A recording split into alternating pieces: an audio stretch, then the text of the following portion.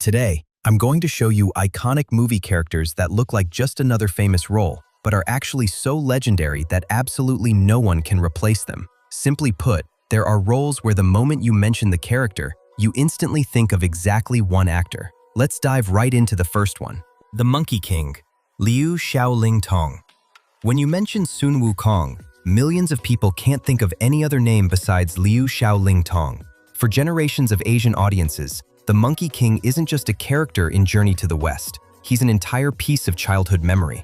The image of the clever, mischievous stone monkey holding the golden cudgel, possessing 72 transformations, and fearlessly protecting Tang Sanzang through 81 tribulations has become an absolutely irreplaceable icon. In 1986, the Journey to the West version starring Liu Xiaoling Tong premiered in China. It instantly sparked a massive fever across Asia. In China alone, this series was rebroadcast over 3,000 times, an almost impossible number for any TV show. But here's what few people know. Liu Xiaoling Tong didn't start his career with a love for the Monkey King. He was born into a family with a tradition of monkey opera, a theatrical art demanding grueling technique, stamina, and deep immersion. Initially, he had zero desire to inherit the family legacy. It was only after his older brother passed away that he decided to follow his father's footsteps. He began rigorous training and soon realized the ability to embody the Monkey King was already running in his blood. Intense discipline and a punishing work ethic helped him craft a Sun Wukong that was cunning, deeply human, arrogant, yet incredibly relatable. This role didn't just bring fame, it transformed the man himself. From an introvert, he became open, charismatic, and confident. Best of all, he found his soulmate right on the set. His romance with the script supervisor, Yu Hong, became a beautiful memory for the entire crew. Over 35 years have passed, and countless actors have attempted to play Sun Wukong. But to the audience, Liu Xiaoling Tong is the Monkey King. Not because he was the first, but because the shadow he cast is simply too massive for anyone else to overcome. And next, we move to a character who was the ultimate symbol of justice for countless generations. The ultimate justice, Jin Chao-chun, Bao Zheng. Born in Taiwan in 1954, Jin Chao-chun entered acting early, hitting the stage at just 18. For a long time, he was stuck playing villains, deep supporting characters that never quite etched themselves into the audience's memory. Critics praised his acting, but his career flatlined. He lacked that one defining role, until 1993. That's when Jin accepted the role of Bao Zheng in the TV series Justice Bao. This was a massive gamble. Bao Zheng was not an easy character. He was a complex historical figure, an absolute symbol of justice, integrity, and the uncompromising line between right and wrong. Jin knew exactly what was at stake. If he nailed it, this was a lifetime legacy. If he failed, he would be stuck in mediocre roles forever. He chose to bet his entire life on this role. He memorized the script flawlessly, not just his lines, but everyone else's, mastering the rhythm of every single scene. He watched old plays, read historical texts, and obsessively studied every detail to build a Justice Bao who was terrifyingly strict yet profoundly human. He even force-fed himself, jumping from 80 kilograms to over 100 kilograms to match Bao Zheng's imposing, majestic physical presence. This rapid weight gain permanently damaged his health, but Jin never regretted it. The payoff? He delivered a Justice Bao straight out of the history books. His piercing but empathetic eyes, his absolute clarity between right and wrong, and the iconic crescent moon on his forehead became inseparable from the man. For nearly 30 years, Jin Chao-chun's Justice Bao retained its absolute weight in the hearts of viewers. He went on to play the character in multiple versions across Taiwan, Hong Kong, and mainland China. To date, he has filmed over 700 episodes playing exactly one role. Jin himself stated that Bao Zheng isn't just a role, it is his very life. If Jin Chao-chun dedicated his life to Justice Bao, our next actor practically fused his DNA with a modern Hollywood titan. The Iron Billionaire, Robert Downey Jr., Tony Stark. Born into an artistic family, RDJ was on movie sets by age 5. With raw, natural talent and an uncopyable underlying charm, he quickly became one of Hollywood's most promising young faces. Career rising, stable family, stellar reputation. But then, everything collapsed. RDJ spiraled into addiction. Projects were canceled, his marriage shattered, and his Hollywood reputation hit rock bottom. Most thought he was unsavable. For many actors, this is the end of the road. Then came Iron Man in 2008. This movie didn't just launch the Marvel Cinematic Universe, it launched a second life for Robert Downey Jr. The crazy part? It's almost impossible to tell where Robert Downey Jr. ends and Tony Stark begins. Both are arrogant, brilliant, fast-talking, and frustratingly charming. More importantly, both stood on the absolute edge of self-destruction, paid a massive price, and had to learn how to be a better man. That dark parallel allowed RDJ to inject deep humanity into Tony Stark. He wasn't just a billionaire in a metal suit, he was a flawed man seeking redemption. People say RDJ was born purely to play Iron Man. When he flashes that signature half-smile in a sharp suit, you can't tell if he's acting or just being himself. That's why Marvel paid astronomical sums to keep him. Even RDJ admitted an actor shouldn't stay tied to one role forever. But realistically, who could ever replace him? You might find someone who looks the part and acts well, but to replicate the depth, the trauma, the self-deprecation, and the soul that RDJ brought, good looks aren't enough. Iron Man isn't just a Marvel character, it is Robert Downey Jr. wearing armor. If Iron Man was RDJ's comeback from the brink, our next journey is about a character whose warmth and sincerity captured the world's heart. The heart of the street, Paul Walker, Brian O'Connor. Mention Paul Walker and millions immediately think of Brian O'Connor, the LAPD cop with the soul of a modern-day Robin Hood. When Fast and Furious first dropped, nobody expected a street racing movie to span over 15 years and become a global blockbuster juggernaut.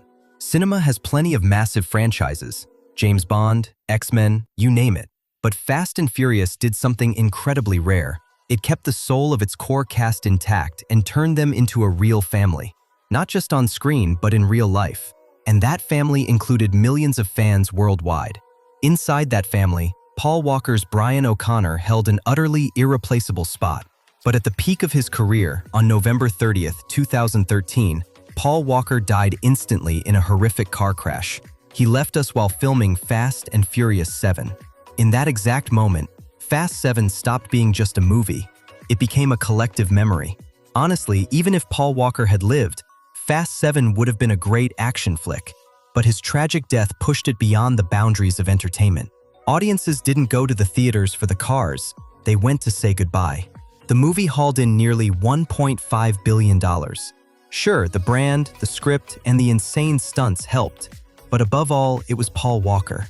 Fans came for the franchise, but they stayed for Brian O'Connor, knowing they would never see him again.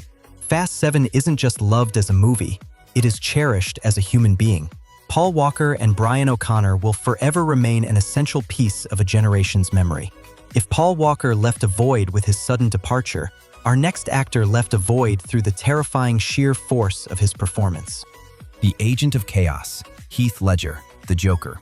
The Joker is one of the most exploited villains in pop culture history. From comics to cartoons to video games, the green hair, the warped face, and the menacing smile have been done to death. But among countless versions, only one Joker stopped being a performance and became a living nightmare. Heath Ledger's Joker in The Dark Knight. He wasn't just a crazy clown or a villain seeking attention, he was the embodiment of absolute chaos. No motive, no reason, zero empathy. Before filming, Ledger made a drastic, extreme decision. He locked himself in a hotel room for 6 straight weeks, completely cutting off the outside world. He kept a diary in the Joker's voice. He practiced the lip-licking, the breathing, the staring, and a voice that felt like it was clawing into your brain. When he hit the screen, audiences didn't see an actor. They saw a scarred psychopath with eyes that pierced through all moral standards, whispering the darkest truths of the world. Why so serious? Didn't just become a classic quote. It was a declaration of war against the entire social order Batman protected. Here is a chilling fact. The iconic scene where the Joker claps inside the holding cell? Totally unscripted. Ledger improvised it on the spot. The entire set froze, but director Christopher Nolan signaled the crew to keep rolling. Cinema gained an immortal moment. On January 22, 2008, Hollywood was paralyzed by the news. Heath Ledger was dead at 28 from an accidental prescription drug overdose. His untimely death made The Dark Knight a mythic event before it even hit theaters. Today, the debate still rages. Did the Joker push Heath Ledger too far past the edge of safety? We'll never know for sure. We only know it will be a very, very long time, maybe never, before cinema witnesses a Joker this mesmerizing, this terrifying, and this impossible to look away from. To wrap up this video, let's look at a man who didn't try to play a human. He became a machine. The indestructible machine, Arnold Schwarzenegger, the Terminator. At 20, Arnold became the youngest Mr. Universe in history. He went on to secure 7 Mr. Olympia titles, a legendary record.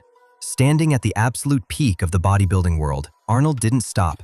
His next target? Hollywood. The irony? The exact things that made him a bodybuilding god made him a joke in Hollywood. Too massive, a thick, heavy accent, a long, unpronounceable name. Throughout the early 70s, Arnold was shoved into the B-list bin, until Conan the Barbarian in 1982. For the first time, his freakish size wasn't a flaw, it was a requirement. Just 2 years later, a single role altered the history of action cinema forever. The Terminator dropped in 1984. Arnold played the T-800, a killing machine sent from the future to assassinate Sarah Connor. Expectations were rock bottom. Low budget, dark plot, and a lead actor with zero emotions. But that was the genius of it. A steel-cold face, dead eyes, and a flat, robotic voice. With just one line, "I'll be back." Arnold Schwarzenegger blasted his way into cinema history. The film catapulted him to A-list status and turned James Cameron into a Hollywood titan. The absolute peak hit in 1991 with Terminator 2, Judgment Day. The T-800 flipped from killer to protector. It swept 4 Oscars, dominated the box office, and cemented itself as one of the greatest action movies ever made. Arnold with black shades, a leather jacket, and a shotgun became the ultimate pop culture icon. The line between actor and machine vanished. Even when he left Hollywood to govern California from 2003 to 2011, he was dubbed the Governator, a flawless mashup of Governor and Terminator. Arnold has an insane catalog of hits: Predator, Total Recall, True Lies. But the Terminator isn't just a role. It is the exact image the entire world thinks of the second they hear the name Arnold Schwarzenegger. He took his flaws, weaponized them, and forged the most immortal icon in action history. And those are the legendary, irreplaceable movie characters we are covering today. Don't forget to hit like and subscribe so you never miss our latest deep dives. Thanks for watching, and see you next time.